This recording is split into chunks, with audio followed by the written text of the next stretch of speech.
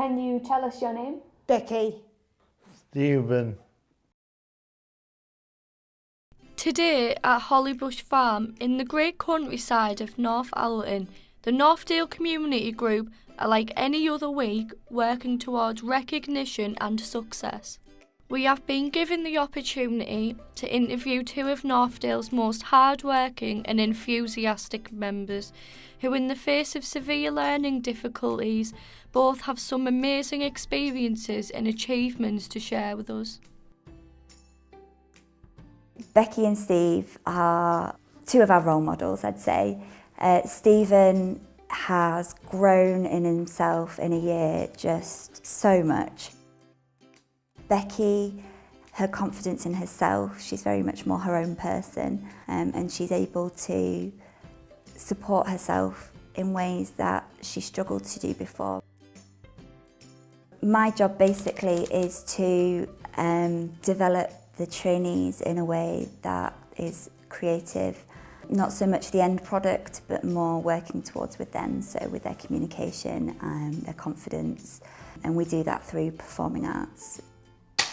Oh, we missed! Oh, we'll just have this. And Carl, you're not Carl. Carl gets a bullseye! Yay! Steve, you're really happy. Yes! With the drama group's production of Robin Hood just a few weeks away, every member is working harder than ever before to ensure they give us their best performance.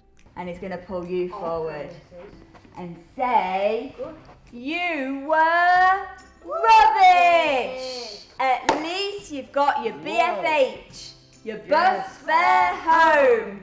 Bye! As we observed the drama group in session, we could tell both Becky and Stephen were passionate about their acting. Oh no! Good. It was time to pull them aside for an interview. I like drama. Why do you like drama? I like acting. Why?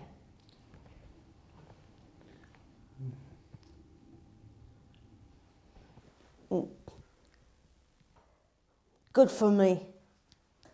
Can you tell us what you do outside of the drama group?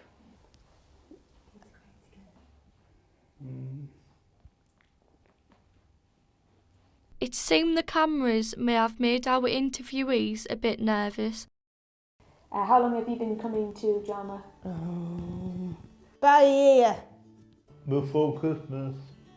Can you tell me some of your favourite things about being in drama? Sausage. Can you tell us what sausage is? A game. Can you tell us what you do in this game? You have to say sausage. Your reaction to Sophie No. and your reaction to Chad. Okay? When Carl gets it, go on. Good. The drama group's been running in this form for about 14 months.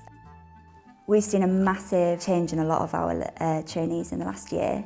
They've been developing their confidence and their sense of self, which has been really important to them. Their emotional well-being has improved a lot. They've definitely improved their communication skills, both inside work and outside in the community as well. Good, we're going to go a little bit quicker.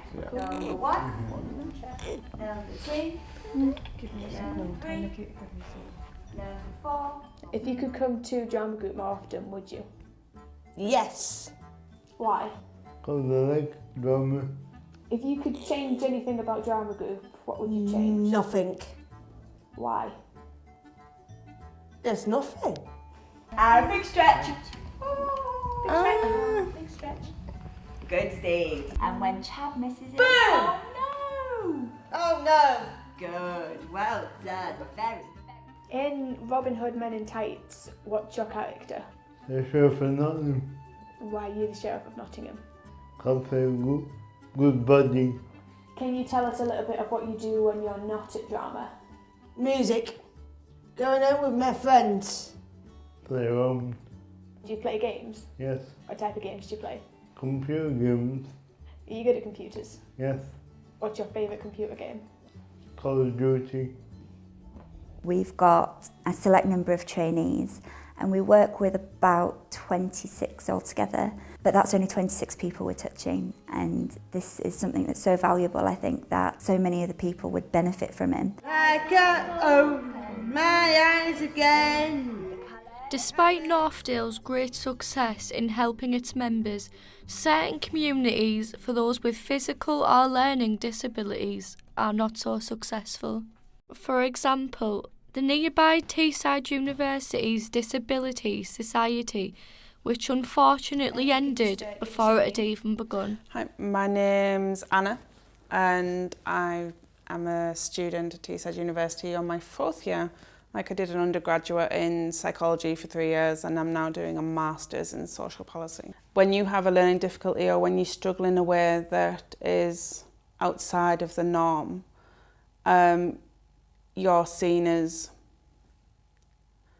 kids would refer to it as, you know, being stupid or not. And a lot of times they'll become class clowns or they'll, to try and hide that. They don't want that stigma of not being clever, of not being as clever as the friends, or they don't want to admit that they're struggling because of that. And it's so difficult and it's distressing to watch a child kind of fall back from education because they don't want to try and fail. And then as soon as I came to university, they were like, no, actually, you just learn differently. You just need to hear things as well as read them at the same time so that you can process them. It's just so much easier. I wish it had been diagnosed earlier. I wish that I would have gotten that help when I was younger. Like the Disability Society, many disability-centred communities don't receive the support and funding needed to develop and grow. Northdale, though, keeps striving for greatness and will continue to thrive and work towards a better future for their tight-knit community. Obviously, extra funding always helps, but we're a charity, so we work with what we've got. It would be great if we could get offshoot groups all over North Yorkshire, so more people could benefit from what we're doing. We've also thought about going into the community, so going into schools and promoting disability awareness, promoting confidence, promoting difference, that it's not always a bad thing, and maybe we can provide some role models for younger people growing up.